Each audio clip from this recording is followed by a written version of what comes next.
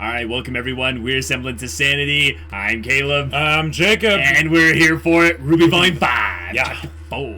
That's right. Lighting the fire. Lighting the fire. That is obviously a Yang Phoenix sunny little dragon reference. I thought it was a reference to the Doors, but, you know. That's possibly true as well. Alright, Yang getting to her mom this episode would make a lot of sense. Other than that, I don't know what they're going to focus on in particular. Right, me neither. What's next? I guess there's Ranger stuff. There's the Spring Maiden. There's the Spring Maiden. Since she was just introduced. Yeah, but that's kind of tied with the whole Raven tribe yes, kind of that's thing. true. I guess if they go to Raven's tribe, then Weiss will be involved. Right, and potentially, if they actually make a move on Raven's tribe, I think that'll probably be the episode after this one. Sure. But there was that whole thing where it seemed that Blake's storyline might be offset by a month from the rest of the storylines.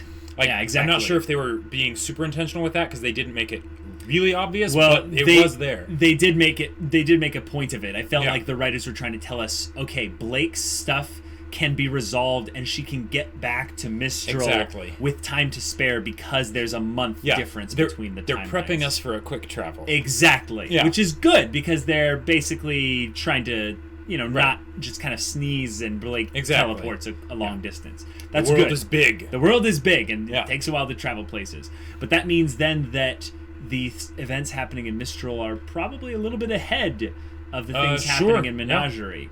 Which is kind of exciting to think about that Blake could be already on her way while all this craziness is about to go down. That also means that Adam could be anywhere. Not exactly. Not exactly. A little bit? No. It's more about the separation between Adam, Blake, and all their storylines with the rest of everyone. Yeah, okay. So it could be kind of interesting. But lighting the fire, I'm particularly excited to see Yang. So let's see some good Yang action. That thumbnail. Yeah, that thumbnail. All right, guys, without further ado, let's get into this and see what happens. Those are some pretty looking trees. Yeah.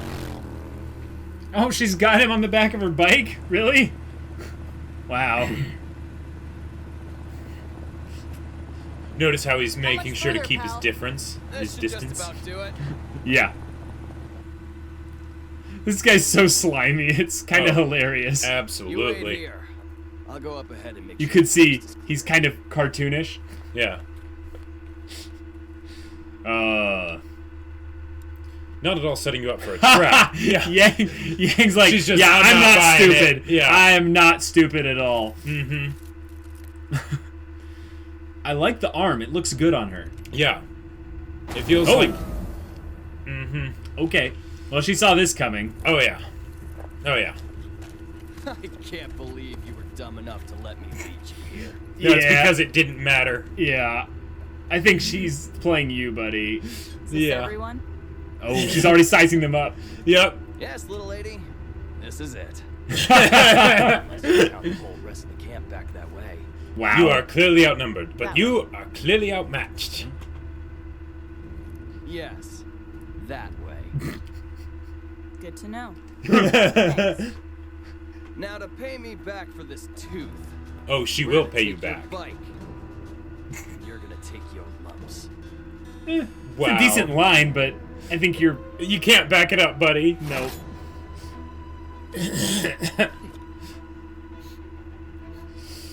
Here we go. You got the jump on me last time, sweetheart. You really ought to think twice about fighting all... Oh. She's packing. Get her! You might say she's armed and ready. Oh. Smooth. Nice. Oh my gosh. Okay. This looks so calculated. It looks so casual. Right, yes. I love how the robot arm really has, feels like it has a lot of force behind it. Right? Oh. No, you didn't. And here we go. Bye-bye. Oh! Okay. She just full-on went Bakugo right there. I was just thinking that, yeah. Yeah. Too easy. Yep. She's just... Oh. Any bit of fighting kind of gets her on edge a little bit. Okay. It doesn't even matter. When Raven finds out what you did, you're dead. Yeah. She's my mother. Possibly, but I doubt it. I'm her daughter, after all. Oh, that line drop.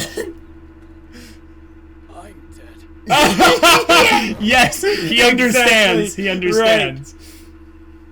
Right. Oh man.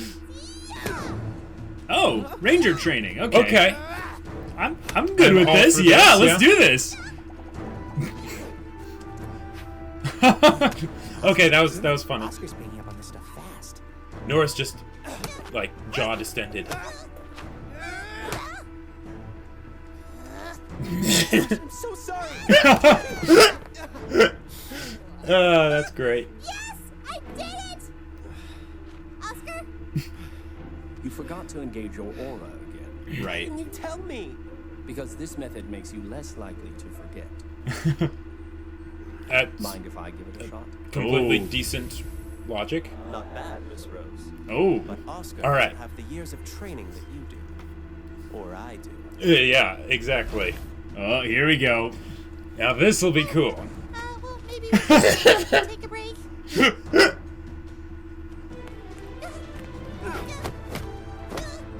Ruby kind of knows what to do. Yeah. He still seems to be going easy on her. I feel like Ruby's thing is she needs to engage her aura when she strikes and defends. I think she also needs to utilize her semblance while she's doing unarmed The combat. next time you want to throw a left cross, remember to push off with the appropriate foot. And as always, do be aware of any openings. All right. It's exhausting. Hey, are you okay? Yeah, probably. How is this so exhausting? Because it's his semblance, basically. This kind of training. Sure, yeah. Not to mention generating a defensive aura on your own. It takes intense concentration at first, but in time it will become second nature, allowing cool. you to deflect attacks and gradually heal your wounds. After Okay. that, you can begin focusing on your semblance, Yeah. whatever that may be. All right. Semblance. Yeah. You know, like your very own That thing that Jean superpower. still needs to Everybody's learn. got one. Right. It's just a matter of finding it and mastering it. Ruby moves super fast. I love this. Makes me stronger. All right. Mask emotions, And John. John. I can't do it. John's like you. Yeah! He's like you! Exactly. Perfect! He hasn't found his semblance yet, but we all know he will. Mm-hmm. And you will too. We all just have to try and help each other get stronger. Ooh. Cool. Now that's The fact that interesting they'll because bond through this. would be Is that interesting. yes. A warrior's semblance That'll be cool. is a part of who they are. Oh, Some right. say your personality and character can define your semblance, while some claim that it's the other way around. That's a very Of good point. course, there are still many who don't That's see kinda the meta. connection at all.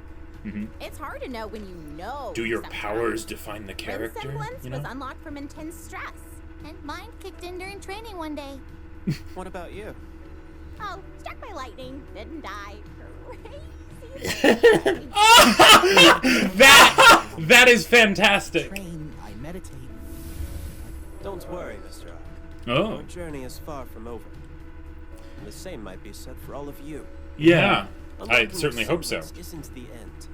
It can still grow and evolve. Mm. Providing you're willing to put Awesome. in the work.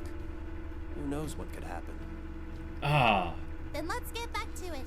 Yes. I love this. Oh, I'm excited for this. They're lumps. Uh-huh. Look at the bruises and Yep. stuff. Oh my gosh. Nice little details there. Yeah. Now, do they recognize her, or I don't think they would necessarily. We've only seen one other person with that hair design. I love that they have just two random goons specifically for Weiss. Wait, Oh, so are they she's for guarding still tied Weiss? up? I thought she cut the ropes.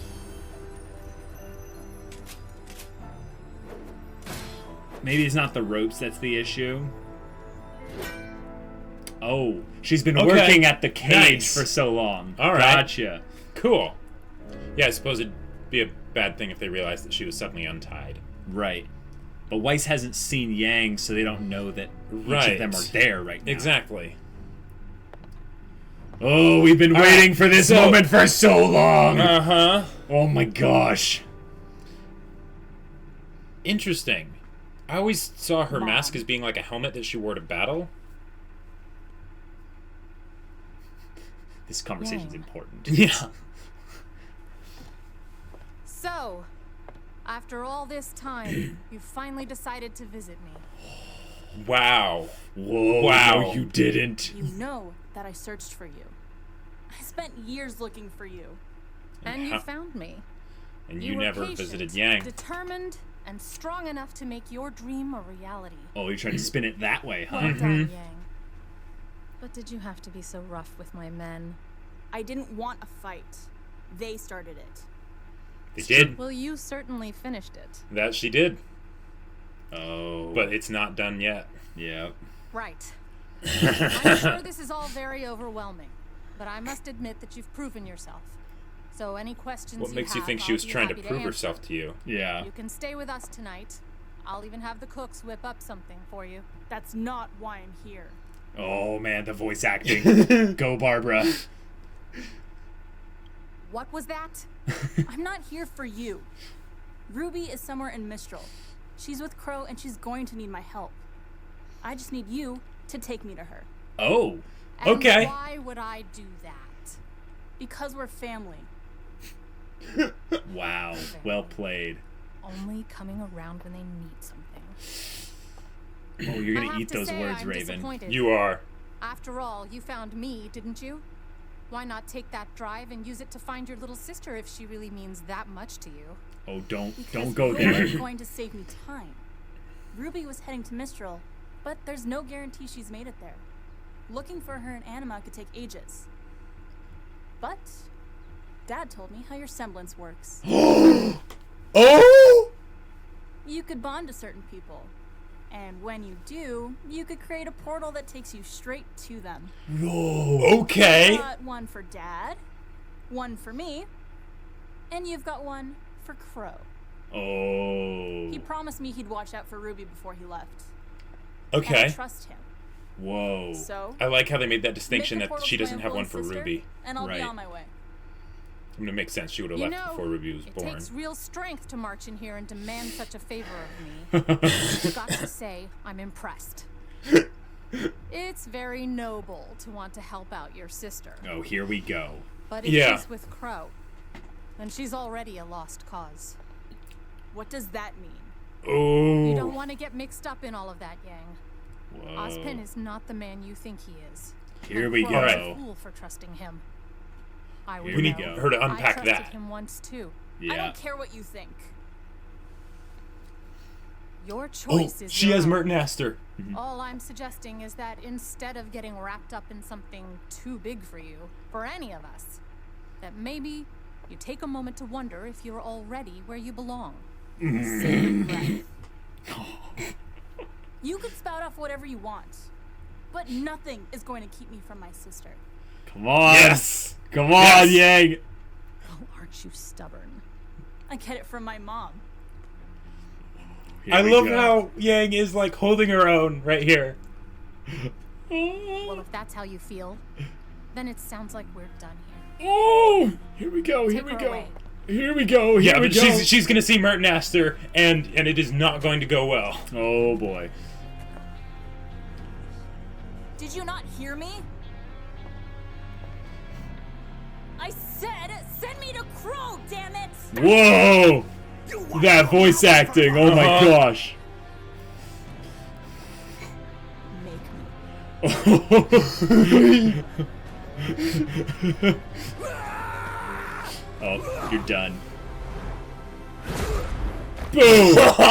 Oh, that's convenient. Oh, you. Yeah. Dang? Weiss?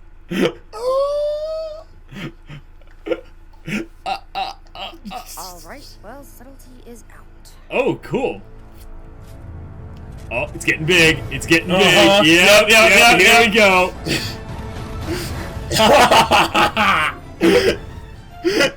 I love it. We might be getting a big scale fight here pretty soon. Maybe. Yeah. This could What be is that?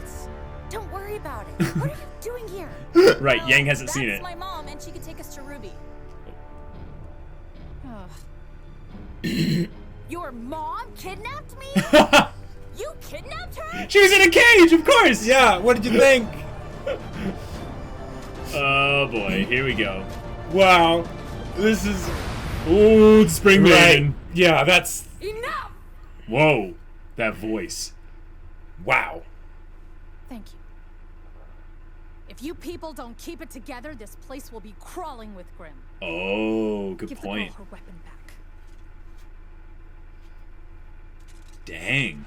Wow. You two in my tent now. Oh, here we go. Why? If you're really going after your sister, then you need to know the truth. Okay. Oh, Team Stark flashback, Team Stark flashback, Team Stark flashback. Yeah. And watch, the knight will just stand guard outside the tent, you know? Sorry about that. Oh! Yes! Oh, I missed you so. they haven't seen each other in so long. Mm-hmm. I missed you too. Oh, this is so sweet. Oh, and they're playing home. Yeah. Oh, good. That was so good. That was fantastic. So okay. All right. Let's talk. Oh, that's so good. Can I just say, I love that they have home playing at the end when Yang and Weiss reunite, when Raven had just been saying, "You're where you belong now," you know? Like, that was... Yes, so good. On point. So I love it. The best part about this was they focused the story very intentionally. Yes. The fact that they gave Yang basically all the best moments, all the best lines. Yep. So good. I am so glad they took their time with the talk between Yang and Raven. Like the silence specifically, the pauses, the lingering moments were so good. Oh yeah. Because when you have a scene like this and the characters have all this history together and they can't just unload all their words and their emotions and feelings and stuff. There ends up being these very terse, specific words that are spoken back and forth. And they're kind of like, it's kind of like jabs in a fist fight. You know? It's like testing defenses. You know?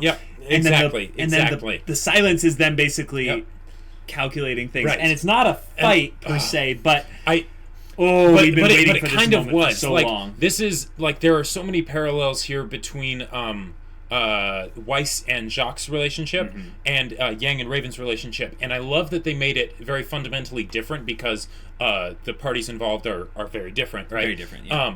But I love that they made it so that Yang was not taking any of Raven's crap. None. Like, and she was dishing it back hot. Just like Yang Semblance. Exactly. One of the things that I'll just give kind of a brief mention here is they allowed the story to run the parallels of the similarities between the two storylines with Ranger's group basically being kind of preparing to get better. Basically, Yang had taken the direct action towards this. And by her not letting anything basically stand in their path is similar to the characters who are, you know, having these struggles with training and stuff. But by coming together on this, they can actually, you know, affect the change. But it wasn't until Weiss stepped out and their powers combined, essentially, that Raven took them seriously enough to go like, okay, this isn't worth the tribe. I'll help you and I'll tell you what you can do so you can be on your way and not threaten what we have here. It's interesting that Raven was prudent enough to go, okay, we could overpower them. Yeah, we could beat them in a fight, maybe. But the idea that the Grimm would come with this level makes it more of trouble emotion. than it's worth. It's the win that isn't a win. Exactly. So the needs of the many outweigh the needs of the few. And that's maybe Raven also sacrificing a little bit of her posture, her pride, and a little bit of her position as being a, you know, undefeatable. Because that kind of leader. Thinking about the needs of the group is necessary in order for people to follow you. Just having strength. Yes. Then you just get something like Adam, and Adam is due for a Adam also, though, has his kind of twisted message involved, so it's not just pure strength. He is brainwashing people. But back to this whole bit with Yang and Raven's conversation. We've been waiting for this for a while. A long time. And the idea that since we've now gotten it, what we have is basically Raven promising the the info dump that we've been waiting for. Because one of the things that we've always suspected about, particularly not necessarily Raven, but actually Summer, is the idea that Ozpin might have used her in the war and used her, meaning gotten her killed. Hence the song Sacrifice. Yes, hence the song Sacrifice. But Raven might have been a little bit more involved than we would have, liked to admit. And since we know that she was the reason why the group split up, it's basically going to be an explanation that will leave tons of fans just jaw dropped. Like if Raven was the reason that they split up, right? And Raven was Taeyang's first wife, right? Then that means when she left, 1, RWBY was not born yet. Right. And 2, Summer was still alive. Right. So that means whatever the problems she has with Ozpin are not because Ozpin, probably got Summer killed.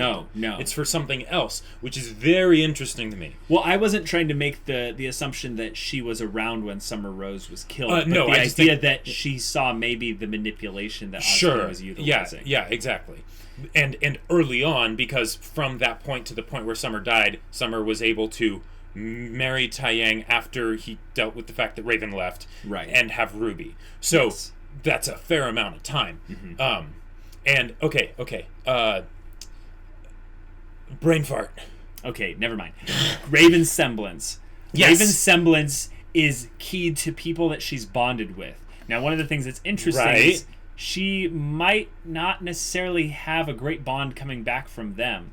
These are people that she maybe chooses to bond with, or she can't help but bond to them.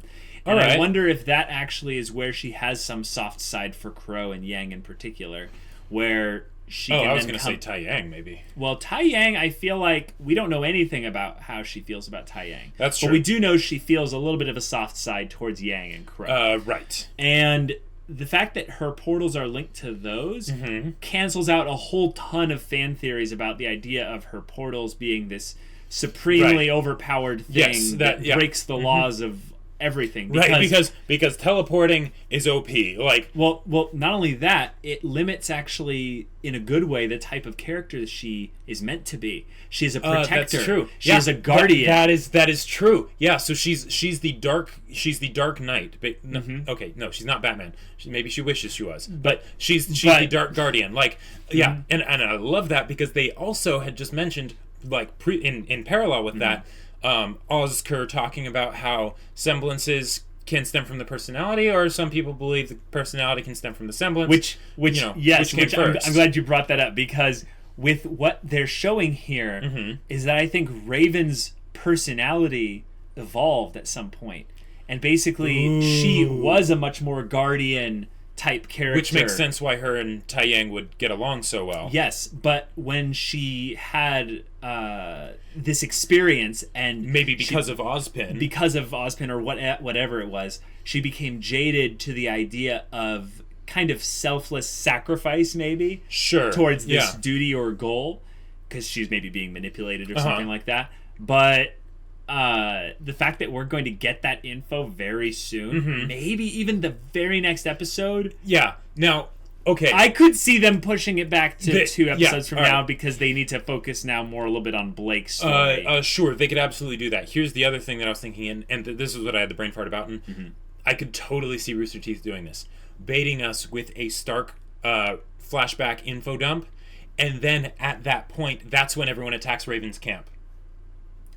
Oh, you mean Cinder and Emerald? Exactly. And so Raven. Mercury. So maybe they have an episode with Blake, to resolve that stuff, and then in the next episode, it's like it starts, and Raven's about to tell him, it's like, well, boy, do I have a story to tell you if you really want to know the truth. And then screams come from the outside, and it's like, they brought Rim and a whole bunch of other stuff.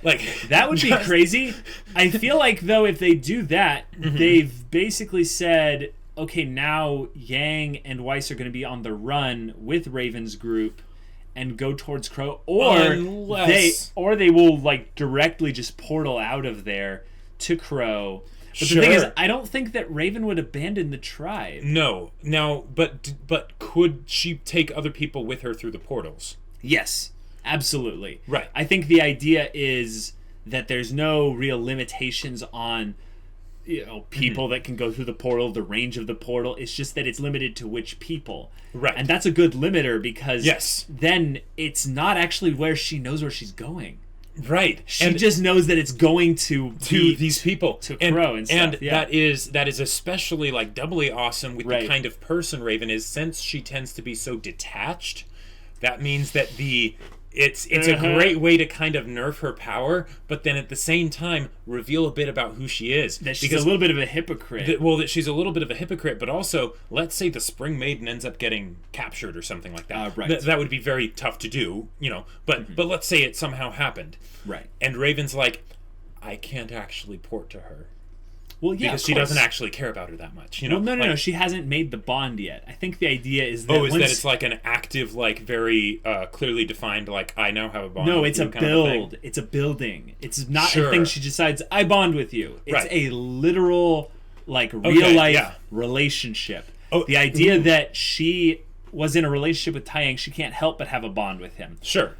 Her daughter, she can't help but have a bond with her brother. Yeah. Her brother. These are all familial roles, but she has no, as we know of so far, bonds with other people so far. Which is fantastic, because that at least seeds the idea that maybe Raven is kind of incapable of actually forming bonds with people. There's just the bonds that she's sort of forced to have, but other than that, she's become too cold. Or maybe she sees the gravity of the situation and she's building a bond with the Spring Maiden to try and, basically have access to the Spring Maiden at any point so that she can keep her safe and thereby protect Remnant from the destruction that will be brought about by Ozpin and Salem's conflict. Hence why, that's a great point, because then she could always, the whole thing that Crow was saying about, if you want to save the world, we need to know where the Spring Maiden is, and she had this idea of, I can keep her safe better than you guys. So she could always just teleport between, Taiyang, Crow, whatever, pull the Spring Maiden with her, and, Well, but the idea that no one's thought of this, I think because they're respecting the free will of these maidens, but if you just keep the maidens hidden forever, no one could find them. That's true. There is no way that Salem's plan can be solved without the finding of the maidens initially. Right. Which is why they're going after the knowledge relic probably right now, right? Yes, but I'm talking about the stuff with Raven in particular. Raven's motivations are almost exactly defined by the fact that her power has this bond. Maybe she left them as a way to say, I can't make any new bonds until I sever my old ones. I need to focus on building bonds. I'm not able to do that right now. So she goes, Spring Maiden in particular, has some maybe in with that, starts building the bond there. Now she has the bond with Vernal, the Spring Maiden, and is keeping her safe. And the tribe safe, as they're just kind of maybe tagging along or what have you. They respect Raven's ideology, and it keeps them safe, and it's also a means for them to actually build structures and have an actual base of operations. But if they're constantly moving, one of the things that they could be doing in a really clever way is the Spring Maiden is going out and exploring the world, is constantly looking for a safe place, and then comes back.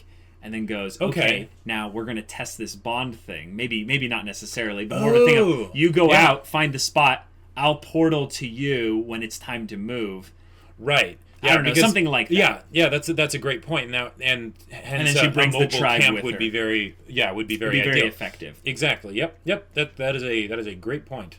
But the idea that we're going to see Cinder getting to Raven's camp very quickly, I think makes sense, but I feel like they're not going to debate us with the flashback entirely. It's not necessarily going to be a flashback, but it could be 2 or 3 lines of dialogue from Raven that are specifically towards things where she accuses Ozpin of blah, blah, blah. And one of the great things about having something like that come from Raven is that since she feels so strongly about it, and her perspective is very, very different than the rest of the characters. The rest of the main characters, That means that you can give information but still have there be mystery and sort of misinformation in there, which is great, because a lot of times... because it could be colored by her own bias and a lot of the kind of the viewpoints that she has about the strong surviving and stuff like that. And she could also just be straight up trying to manipulate them.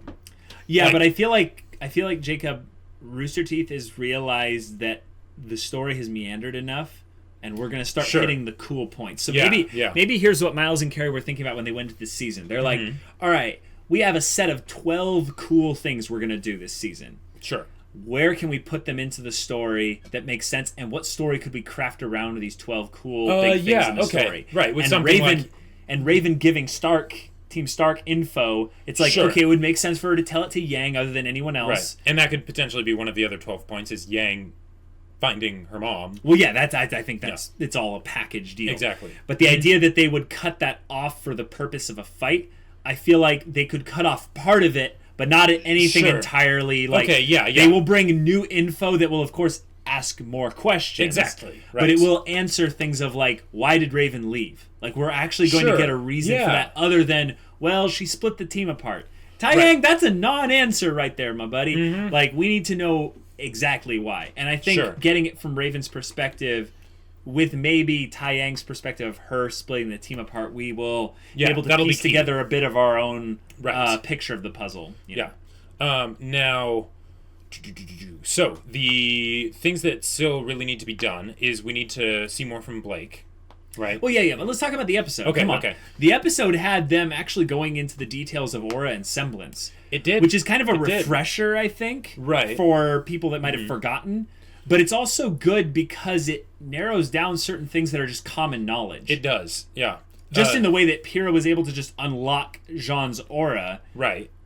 You know, just by deciding to do it. Yeah, it also kind of builds up Jean quite a bit because Ren was talking about how, like, it takes practice to, be able to use your aura effectively and all that stuff, But Jean, it's like, okay, it was turned on and then suddenly it's on all the time. Right. Like, do you also get the vibe that the reason why Ren and Nora know so much about aura and semblance and stuff is because when they were traveling on their own to survive, they relied on each other's strengths and abilities in order to actually make it through on a day-to-day basis. So Ren has been constantly using his aura and semblance since they were kids, just to help them survive from the Grim. Yeah, and then once Nora got struck by lightning, he probably needed to use it a bit less. I wanted to talk about the lightning thing. Did you say it was just another Thursday? A Thor's Day? That's where Thursday came from, guys. That was a straight-up Thor reference there. But the fact that she was struck by lightning, and that's what activated her semblance. That's what activated her semblance, and I'm curious, since her semblance is getting stronger, by building up electricity. But she didn't seem to be strong at the beginning. So was that like the initial infusion of strength that makes her able to lift such heavy things? I think it was more of a thing of, I need to explore this within my aura because I got struck by lightning and I didn't die. And in fact, I felt really, really good. It felt really good about it, right. And then I jumped 20 feet in the air when I, Exactly. Because I got a jolt of electricity. I gave Ren a high five and broke his arm. That would be kind of funny. Like, she freaks out. Ren's like, don't freak out. A Grim shows up. And then she's like, ah! And she, like, tries to run on his shoulder. No, she tries to just run away. And she just, boom, explodes away. And they're like, Nora? But anyhow, the fact that Jean and Oscar will get to potentially help discover how to use their aura/semblance together is interesting because I thought we already knew what Ozpin's semblance was. Right, I thought that okay, right, and they said it was a curse, so that is a great point. But also the idea that if his soul is sort of transferring, and there's the two souls there at one time, that Oscar could still have his Oscar, own semblance. And then there's Ozpin, right? So two auras and two semblances in the same body, right? So will there be a convergence where they'll merge as one before we even get to know what Oscar's semblance is? I think that would actually be very good in a terrifying way to set up the fact that Ozpin is not the most moral person. Sure. Like, it's not that we're going to have Ozpin assume direct control permanently. It's more of a thing of where Oscar will be changed by Ozpin's influence. And that could rob him of the ability of ever finding out what his semblance was. And since they established that this Ozpin is this way because of a curse, they don't have to have it always be something that's good. It doesn't have to reflect on Ozpin's morality specifically. True. Because it's something that he can't really help. If it was something like his semblance, then you might say, like, Ozpin, stop taking over Oscar so quickly, right? Right. Or another thing, that because it's a curse, it might not even be related to a semblance at all. And the idea that when we saw Ozpin fighting Cinder, that was his actual semblance. Sure. Yeah. Or, here's the other crazy thing. We go a little My Hero Academia here. Ozpin has tons of semblances. Right. And the idea is that his semblance is he's the combination of many souls of men that had a combination of many past men that they had similar souls. So the idea is he could have a gamut of semblances. Right. And Oscar is sitting on this treasure trove of weaponry that's a little bit terrifying to be putting in the hands of this kid. Right. A little bit of a burden, I would say. It is a burden, and it's especially interesting if you think about it. I mean, I get that Ozpin was already previously established, and we knew that he was super powerful, right? Right, yeah. But if you think about it from the standpoint of Oscar being a new character, giving a new character this much power is a ballsy move in a story. Yeah. Now, they still have him tied to Ozpin, so it's, otherwise I would just say that's a flat-out bad idea. Right. But I'm interested to see how they handle it, because...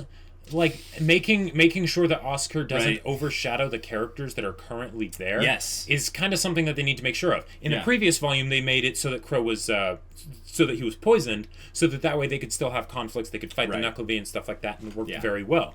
But anytime you have someone that's super OP in the party, you need to juggle that. Yeah, and I feel like thinking about that is a little bit not worried, it's not that important, because if you actually think about how many problems they have to solve, that's true. You can easily put Oscar against one of those problems and have everyone else still be useful. Right. It'd be basically like the Battle of Beacon, Exactly. Blake and Yang go fight Adam. Pyrrha goes to fight Cinder. Yep. Ozpin goes to fight Cinder. RWBY and Weiss go to save Pyrrha. It's everyone will have their place. Right. Yes. But I'm more worried about the idea that Ozpin is going to basically infuse his muscle memory at some point into Oscar, right? Which is interesting, because if you get that much of your kind of who you are kind of removed and replaced with something else, how much is Oscar gonna change? Right. And he could change a lot. And then talking about personality and semblance and which begets which, it kind of breaks all the rules in that regard here. Right. Because this might not even be a semblance. This might be something that, sorry, your personality is now subservient to the wills of 1,000 other men that lived before you. And then you just drown. And you get drowned in the sea of their consciousness. Yep. And maybe Oscar won't be completely lost, but the idea that Ozpin and Oscar will be different. It'll be more of a mishmash. Sure. Yeah. It won't be that we'll never see Oscar. It'll be the idea that Oscar will be because they wouldn't put all that effort into developing and introducing Oscar as a character, separate from Ozpin, if they were going to have a point where it's like, okay, especially if the point was soon. Fusion! And then it's over. And then it's over and you never see Oscar again. Right. It's different from how they built up a little bit of Sienna Khan and then killed her off almost immediately. Because that was for shock and stuff. Right, but this is a thing where we have a progression already set in place towards the goal of him becoming connected with Ozpin more effectively, and then once that happens, suddenly it's a black and white kind of thing where Oscar's gone. And okay, because that probably will happen. It will happen, at least to some extent. Yeah.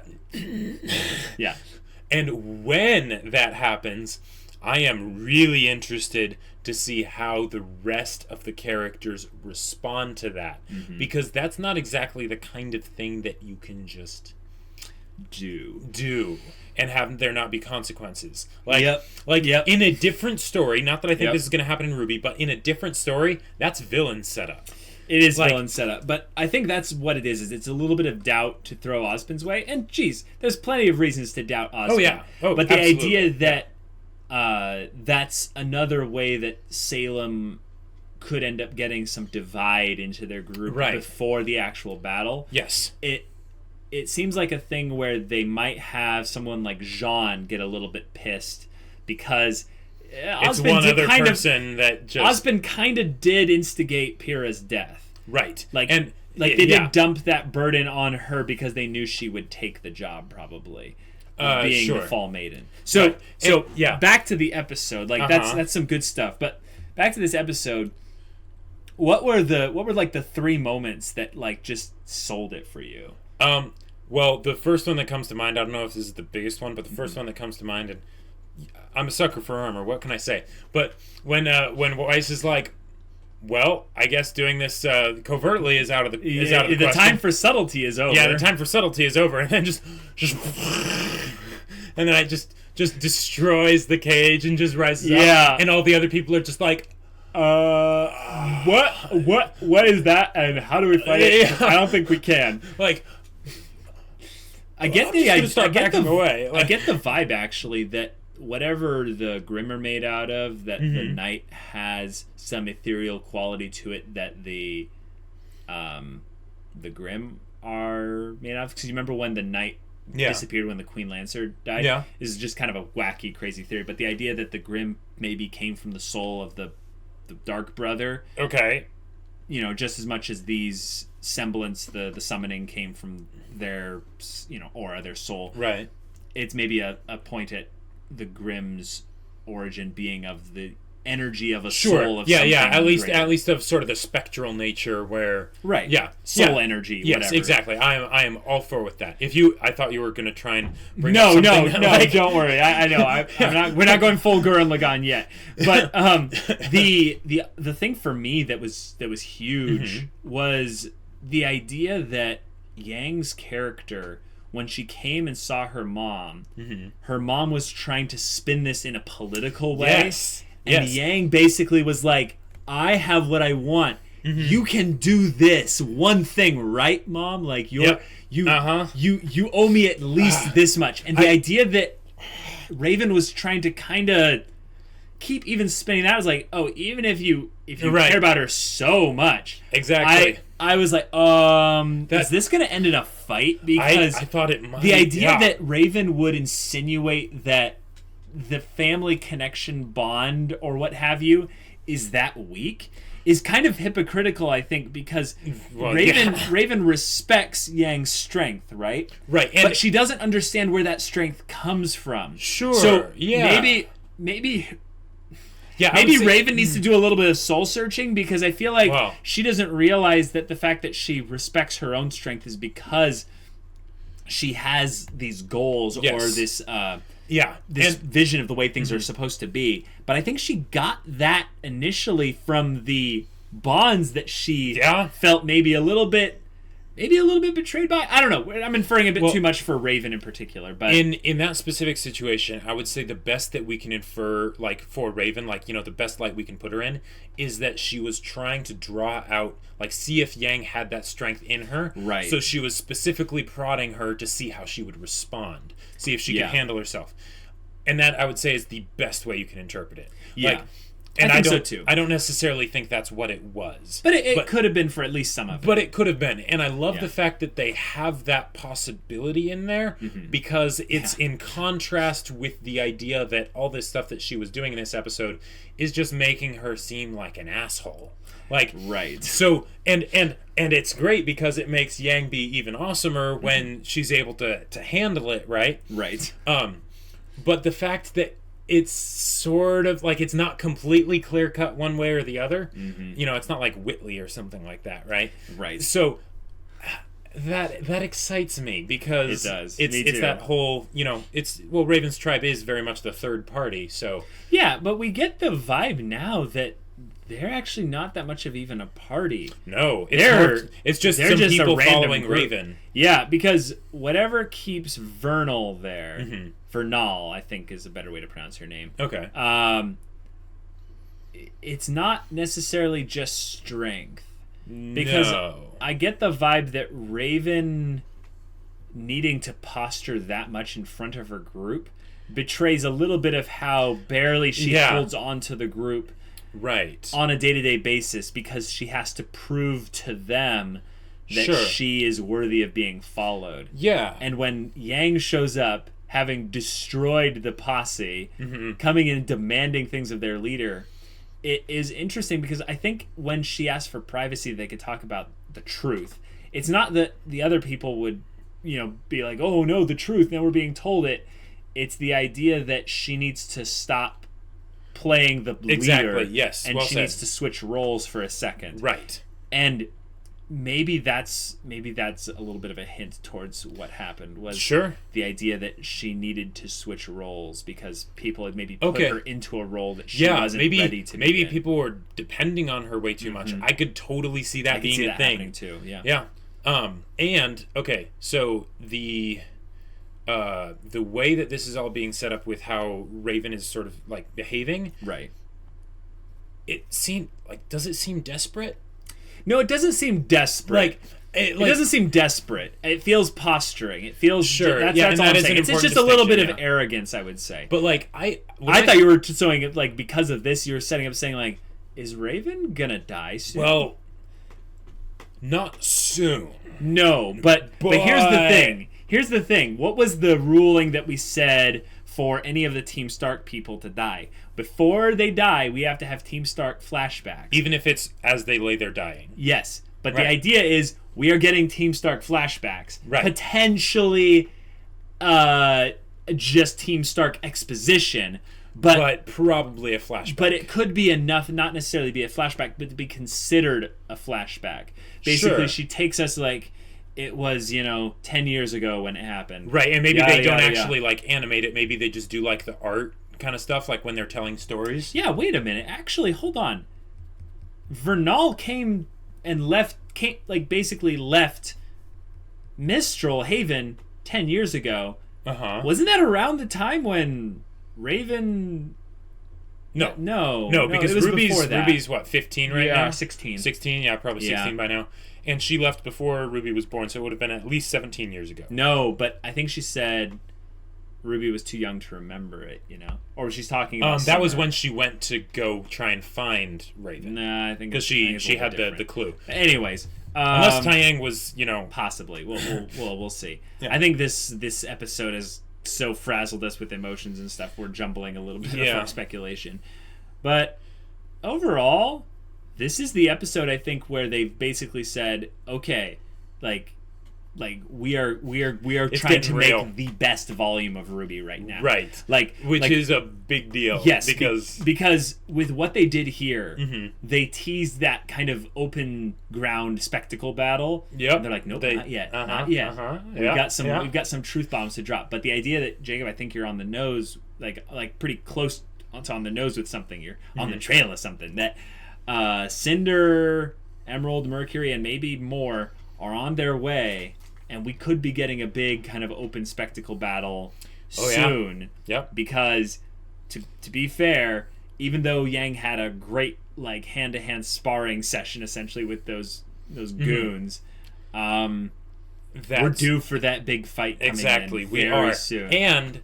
And if you look at this episode, in the previous episode, we haven't seen much from the bad guys. Yep. We just haven't. Yep. So yeah. Yeah. Oh man. So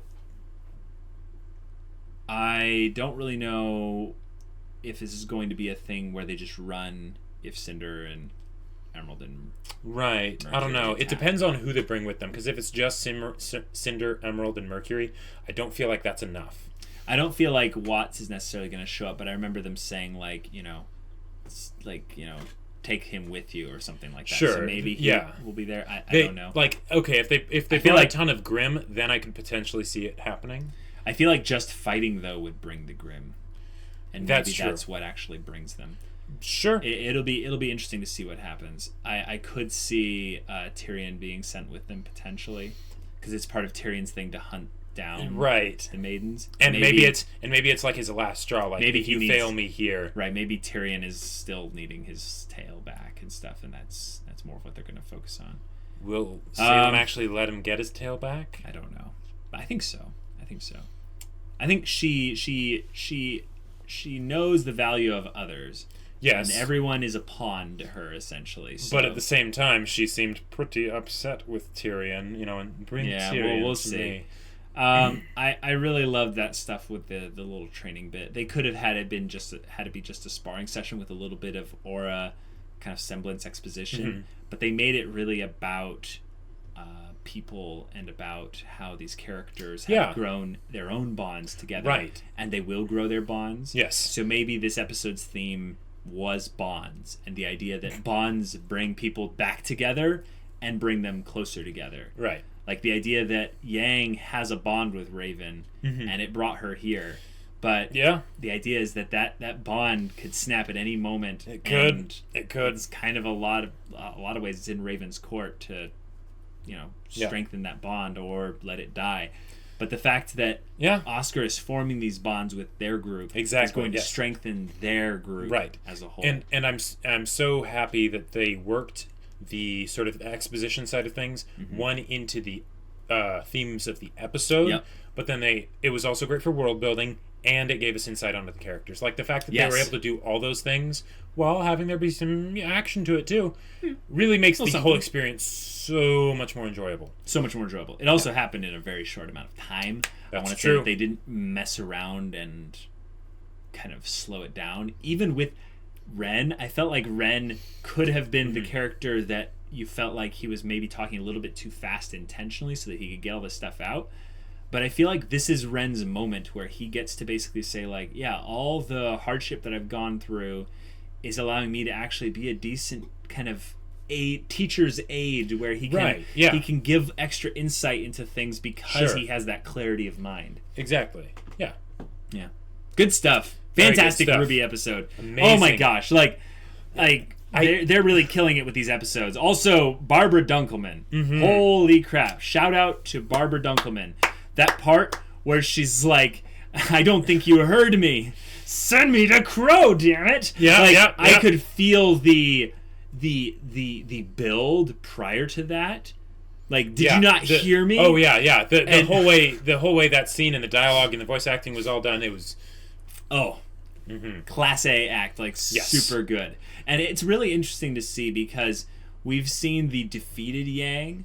We've heard the defeated Yang in Barbara's voice. And we've heard the kind of apathetic Yang and maybe the passionate Yang. Yeah. But with this was like, this is age-old frustration. This frustration has been marinating and brewing in of itself. She's not just like yangry. She's like It's more than that. It's something deeper. Pent up and built up. It's just kind of barely holding itself in. I feel like that's actually Yang's self-control being put on display, that the fact that she didn't lose it completely and just have a temper tantrum, as Tai Yang would put. Yeah, and one of the things that I also would like to commend the whole crew on, or specifically the writers, is that basically they were able to build up this dialogue so well when it's the first dialogue Yang and Raven have had. Yep. And Raven hasn't had many conversations at all in the show. Right. So the fact that they were able to build her so much through secondhand information kind of a thing, of just talking about her and things like that, so that there was the proper anticipation and foundation so that Barbara, could shine as Yang in this scene. Right. Amazing job. Yeah, fantastic. All right, guys. Well, this is a lot of fun. Oh my gosh. I'm so giddy for the next episode. I'm really excited for the next one. But we'll see you all later. But until then, we're Semblance of Sanity. I'm Caleb. I'm Jacob. And we'll see you all next time.